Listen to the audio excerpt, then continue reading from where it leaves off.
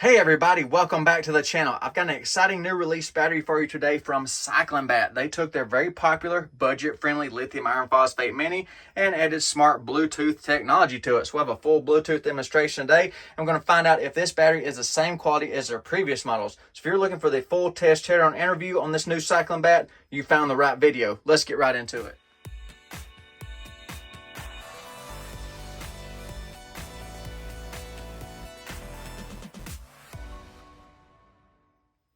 So now time for the capacity test on the CyclenBatt Mini. I charged it a few days ago. I'm going to top it off before the capacity run. The battery is showing 100% state of charge, holding 13.4 volts. So now turn on the charger, top off the battery. This is their self-developed app. Pretty decent little app so far. I'll show you some more of it during the rest of the video. The charger completed its cycle, as indicated by the green LED right there. You saw the voltage on the battery. So now the charger is disconnected from the battery settled back down to around 14.02 volts on the standalone meter right there. And let's see what the app is showing. So the app is showing 14.0 volts, and there your cell voltage is right there. Looks like cell 2 is just a tick higher than the rest, but not by much. That's a pretty small differential between the cells, so that's always good. And we'll make note of the battery temperatures right here, 91.9 degrees. So I've got the battery connected to the capacity test rig, the same setup I always use, the alpha inverter, energy monitoring shunt. I've got the meter cleared out, battery showing 13.81 volts there and 13.8 volts on the app. So now I'll turn the inverter on. So now I will apply the load to the battery. It is the same charger I was using to charge the CyclenBatt. Now I'll be charging to another battery. So it should be around 52, 53 amps once it settles in. Okay, so the load has stabilized. 52.84 amps, 691.92 watts coming out of the battery. And the app is showing 51.9 to 52 amps coming out of the battery. 1 hour and 54 minutes to empty. I'm going to show you a few things on the CyclenBatt app while the battery is doing its capacity run. So I showed you some of the screens already. We do have charge and discharge FET switches. You can touch these indicators right there and it will start and stop discharge depending on what you need. I showed you the cell data sheet a moment ago. So scroll back down through there. That's what they look like under a 50 some odd amp load. Still fairly close. And another cool thing about this app, if you go to the About page right here, you can go to the History tab right there. It shows you your voltages. It shows you your currents right there and your state of charge. So it's got linear graphs so you can check everything out and monitor the history of your battery. And also you can go to the battery events right there and it shows you the current. So there's the date and time, the current the battery is, the temperature, all kind of stuff like that. So if you run into some kind of issue, it's a helpful troubleshooting guide. It's actually data logging the battery. That's pretty cool to see. I also noticed the advanced setting tab right here. I'm assuming you have to have factory authorization or a code for that. Yep, just like I figured, you got to have some kind of production password or manager password to get in there and make any changes on the battery. So there's that, and it gives you an email for customer service or privacy policy. You can change the languages, things like that. So if you notice the BMS identifier, the model number right there on the top of the app, a DP04S, that is a JBD 100 amp BMS. This battery is rated for 100 amp continuous charge or discharge through the BMS. Now it's got a hard limit according to their manual of 130 amps. 130 amps for 10 seconds. So I'm going to test that today since the battery is kind of fresh. So here's an additional load I'm going to apply to see if I can trip the BMS on this battery, see if the BMS will go first or if the breaker will go first or if I'll blow the inverter up. So this is about 80 some odd amps. It is a 16S lithium iron phosphate battery charger. So now I will plug it in and watch the current climb and we'll see what happens. Watch the current up there.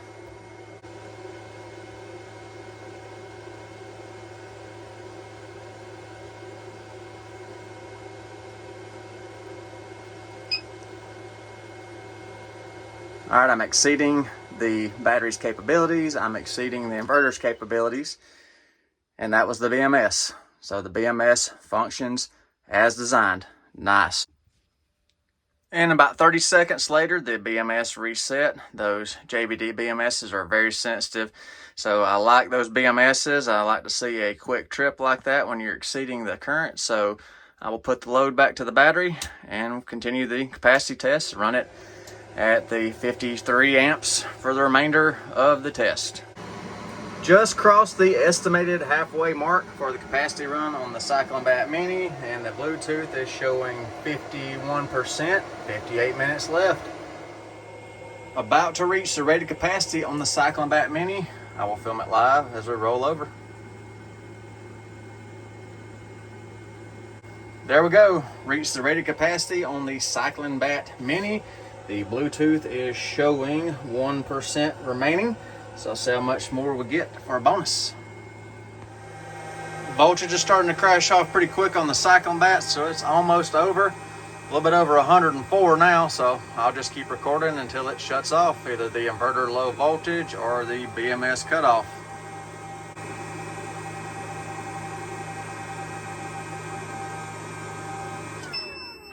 All right, lost the BMS on the CyclenBatt. So almost 105 from what I saw. Let me reboot it and get a final reading. I didn't have to give the BMS a jump start. It recovered after just about 10 seconds. So our final tally is 1,340 watt hours, just a touch under 105. And of course, the Bluetooth is showing 0%. So we ended up with 1,340 watt hours on the CyclenBatt divided by the nominal 12.8. So what did that give us? 104.68 amp hours. Very good. So roughly a 4.7% bonus out of the CyclenBatt. So if you decided to pick up one of these CyclenBatt Minis, what comes with the battery? Well, they give you 2 sets of terminal bolts, a short set and a super long set for whatever needs you may have. And they give you their product manual. Pretty good little manual. And here are the size specifications for the CyclenBatt Mini. It is a true form factor mini, very small and very lightweight. 20.5 pounds, and that's pretty accurate because the FedEx container was 21.5 pounds with some cardboard and foam. Here's the specification sheet for the mini battery. Pause and read this further if you need to. And another thing I like about the CyclenBatt batteries, the minis and the Group 24s at least, is they have a multi-position mounting angle. So you can see right there, you can put it about any direction except face down or at an angle. Everything else is acceptable. And I'm using the app on iOS, but apparently they have it for Android as well, which is good. So everybody should be able to use the CyclenBatt app. And that's pretty much it. The manual shows you how to hook the battery up, how to use it in series, parallel connections, things like that. How to reach customer support if you need it. And that's pretty much it. The battery has 2 convenient carry handles located on top, so you can move the battery around wherever you need to. The terminals, of course, are on the top. You can see the graphics on the front. It is a sticker. We have a QC pass sticker on the negative terminal side of the battery. And on the back, we have the app QR codes right there and some discharge and charge voltages and things like that, currents, and just some warnings on the side right there, and then nothing on this side. So I connected to the battery with a different app to show you the production and programming data on this CyclenBatt Mini. So you can see there is the model number of the BMS right there, the production date, and you can see the event counts on the battery from the capacity run. So I did the single cell over voltage and single cell under voltage, and I did a overcurrent trip on it. We'll go to the settings. So right there, 100,000 milliamp hours or 100 amp hours is the total capacity, is how it's programmed, and then the cycle capacity is 80 amp hours, and there's your cell voltages right through there. Read those at your leisure. The balancer is enabled at 3.3 volts per cell, and then here are protection parameters a little further down. So you can see our temperature programming right here, and our over under voltages, and then our triggers for our discharge current and charge current. So we have a charge over current of 120 amps and a discharge of 120, and their level 2 over current is 160 amps. So I'll give you one last look at the battery. It's still intact, still sealed. It's now time for the teardown. Let me crack the lid and we'll check it out. So the lid is the most way removed from the CyclenBatt. I always save the last little bit so we can look at it at the same time together. So there we go. The lid is off the CyclenBatt. So let's take a look at the wiring on the CyclenBatt Mini.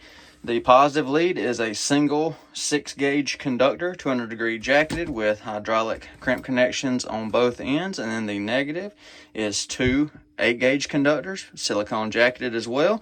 Everything is tight in this battery, no loose connections. And another interesting thing on this battery, instead of using regular hex bolts to attach the terminals to the pass-throughs like this right here, they used a socket cap style bolt, and that saves a little bit of space, I would assume. So there's your socket cap, and yeah, it would save just a smidge of room. So hey, pretty good idea on a mini battery. All the connections in this battery are super tight. There is nothing loose in this battery by any stretch of the imagination, and every mechanical fastener has an inspection mark on it, which is always good to see. So now with that top cover out of the way, let's check out the BMS. I got a piece of epoxy board, fiber board on there. See if I can get that pulled off. I'll just break it off right there. That's all I need to see anyhow. And here is a look at the data tag on the BMS. Notice there is no CyclenBatt marking, no JBD marking or anything like that, but this model number and this part number correspond to a JBD production. So probably a custom contract unit for CyclenBatt, so they left their labels and stuff off, but that's a JBD. Just want to give you a look at how the cells are in the case. As you can see, we have foam on the sides, and then we have epoxy board right there on the terminal side. And then the back, it doesn't appear there's anything on the back, which would be the bottom of the cells. But let me try to knock the cells out of the case right here so we can look at it a little bit better. Just wanted you to be aware of the orientation of the layout with the orientation of the labeling on the case. So there's the cell pack coming out. And then back to sitting how it was a minute ago inside the case, just sitting like this, same orientation. So I'll give you an overview of the pack, how they got it put together. They got some fiber tape going around to hold the cells together, which it appears they're relying on partial compression from the case, since the foam is on the side of the cells and it is super tight in that plastic casing. So you see everything right there. They got a separator board between the BMS and the cells. And we'll look on the bottom here. There's the sealant they had holding the cell pack down into the case itself. All the tape is cut on this separator on the terminal side. So let me try to get that off without damaging any balance leads. Ooh, it's glued down good. Give me just a second. As you can see, the adhesive they used right there is very elastic, and I mean, it's on there good, so I'm gonna have to go through and just gently slice all that off.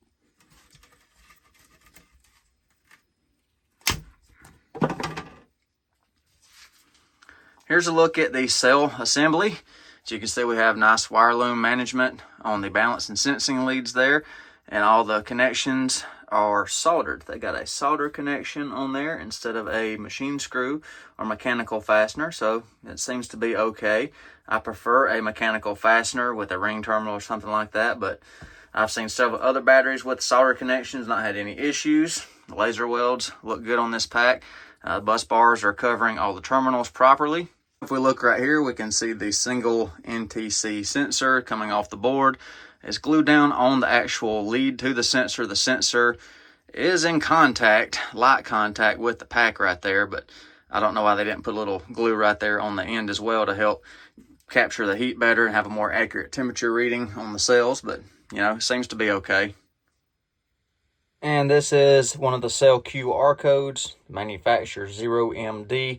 I've seen this cell before, and I don't think I found any information for the manufacturer, but I'll run this QR code to see if I can get anything. And for your reference, you can run it as well.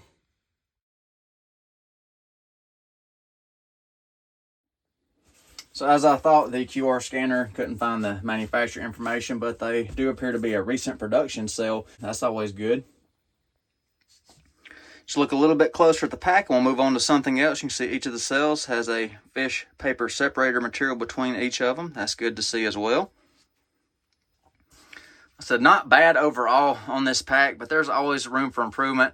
I personally would have liked to seen this loom moved up a little bit, just a little bit of rearrangement, and had the loom come up through here out of the way of the relief valves. But really that shouldn't cause a problem. That's more of a nitpick than anything.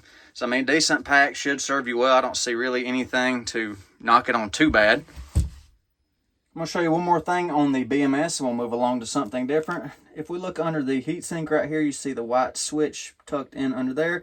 That is a bimetallic thermal switch, so that's another redundant layer of high temp thermal protection for this battery. Our primary is this sensor right here. Before over discharging the battery or the temperature is too high, that switch will open up and stop the battery. Now I want to verify high and low temp charge protection on the CyclenBatt. I've got the NTC sensor pulled right here. I've got the power supply on, charging the battery, got the Bluetooth pulled up. So I'm going to apply heat to the sensor first. We'll check high temp. So if it is functional, we'll see the current drop to 0 here, and hopefully we'll get some kind of alert on the Bluetooth. Here we go.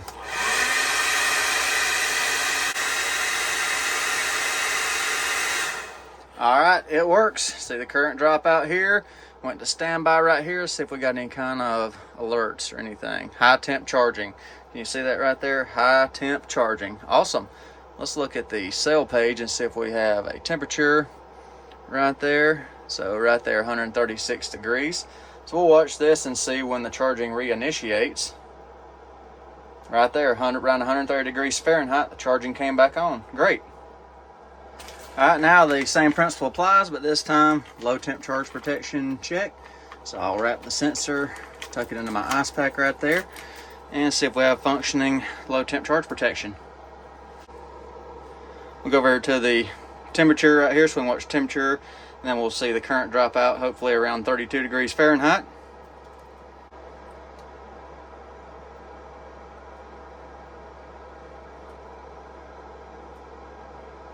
Should go any second now. All right, there we went. Excellent. Works as designed. I'll keep the ice pack on. We'll go back to the dashboard and see right there, low temp charging. Excellent. So I'll go back to the temperature data, start warming the sensor up, and we'll see where it triggers back at. A little bit over 40 degrees Fahrenheit. Great. Now I want to share my final thoughts on the new CyclenBatt Smart Bluetooth Mini. Point number one, I'm glad they put the Bluetooth monitoring in their mini batteries. That is a welcome addition. I have several of the non-smart editions, the just standard minis, and they're serving me well. I've got some well over a year old. I have no complaints, so I do have some experience using this brand in a long-term fashion. And the smart Bluetooth battery is a little bit more expensive than the standard version, but you can monitor your battery operation. And at time of filming, that premium will cost you about $30 over the standard model. Now, as far as build quality and performance of the battery, I'm happy with it. It's above average. I've seen some worse. I've seen some a little bit better. Now, there's a few little nitpicky things, but overall, the battery should serve you well. And my biggest curiosity on this battery is who is the cell vendor? I've seen these cells in several other batteries, and I've emailed different manufacturers trying to track down the manufacturer of the cells. I cannot get any information. Everybody tells me it is confidential. So I'll do some more sleuthing during the editing of this video. If I find any information on these cells, I will include it. So if you're interested in looking further into the new CyclenBatt Smart Bluetooth Mini, I'll provide a convenient link in the video description down below so you can easily find this battery. And I'll also include a link to their Group 24 Smart Bluetooth battery and their standard mini batteries. I have videos on those batteries as well, so I'll also include the video links to my reviews on the other CyclenBatt products. So what do you think about the new CyclenBatt Smart Bluetooth Mini? Is this something you could use for your off-grid RV, marine, camping, or other application? Let me know in the comment section down below. And while you're there, do you have any CyclenBatt products? Please let me know how they're treating you, if the battery is doing well for you, things like that. I always like to hear your real-world user experience and feedback on any of these brands that I review. So I hope you enjoyed the video today. Thank you for watching. Y'all take care. Be safe. I will see you on the next one. Special thanks to CyclenBatt for providing the samples so I can test and demonstrate your battery's capabilities. Thank you.